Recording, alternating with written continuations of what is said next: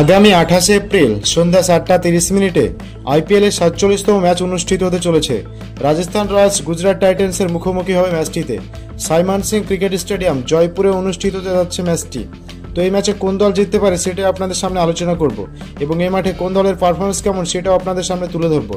তাই ভিডিওটি সম্পূর্ণ দেখুন, আর ভিডিওটি যদি ভালো লেগে থাকে তাহলে ভিডিওটি লাইক করে চ্যানেলটি সাবস্ক্রাইব করবেন।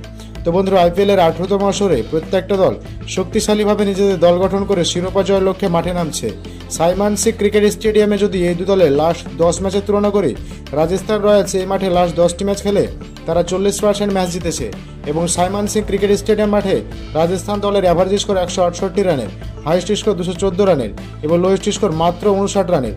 তারপর যদি বলি গুজরাট টাইটান্স দলের কথা, তারা এই সাইমন সিং ক্রিকেট স্টেডিয়াম মাঠে লাস্ট 2টি ম্যাচ খেলেছে এবং গুজরাট টাইটান্স 100% ম্যাচ জিতেছে, মানে দুটো ম্যাচ খেলেছে দুটোই তারা জিতেছে।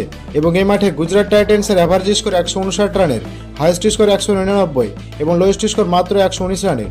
তো বন্ধুরা, পরিসংখ্যান অনুযায়ী এই সাইমন সিং ক্রিকেট স্টেডিয়াম মাঠে গুজরাট দলের পাল্লা অনেক ভারী, কিন্তু রাজস্থান রয়্যালস দলের নিজের মাঠ, নিজেদের সাপোর্টার ফ্যান ফ্লার তো অনেক থাকবে, সেই দিক থেকে রাজস্থান রয়্যালস কিছুটা এগিয়ে থাকবে।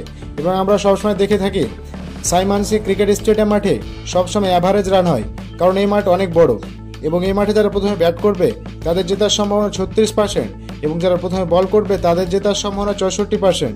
এবং সাইমন সিং ক্রিকেট স্টেডিয়াম মাঠে অ্যাভারেজ ফার্স্ট ইনিংস 162 রানের এবং সেকেন্ড ইনিংস 149 রানের। তো দর্শক, এখানে নিশ্চিতভাবে বলা যায় মোটামুটি যারা প্রথমে বল করবে তাদের জেতার সম্ভাবনা বেশি। এই মাঠে রান বেশিরভাগ সময় চেঞ্জ হয়ে যায়, কারণ রাত্রে অনেকটা ডিউয়ের প্রভাব থাকে। এবং এই মাঠে লাস্ট 10টি ম্যাচের কথা বলে থাকলে পেস বোলিং উইকেট পেয়েছে 58টি এবং স্পিন বোলিং উইকেট পেয়েছে 34টি। সুতরাং এই মাঠে পেস বোলিং বেশি কার্যকরী এবং স্পিন বোলিং অতটাও কার্যকরী হয় না। দর্শক, যদি হেড টু হেড কথা বলি, লাস্ট 7 ম্যাচে এই দু দলের দেখা হয়েছে এবং 1টিতে জয় পেয়েছে রাজস্থান রয়্যালস এবং 6টিতে জয় পেয়েছে গুজরাট টাইটান্স।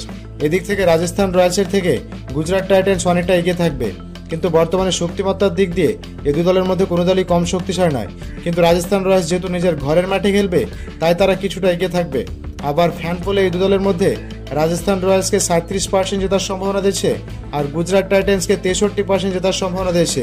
কিন্তু বন্ধুরা, আমার মতে সামগ্রিক তথ্য বিবেচনা করে এই ম্যাচে গুজরাট টাইটান্স জিততে চলছে। আপনার মতে আইপিএল এর 18তম আসরের 47তম ম্যাচে কোন দল জিতবে বলে আপনি মনে করছেন সেটা অবশ্যই কমেন্ট করে জানাবেন। ধন্যবাদ সবাইকে।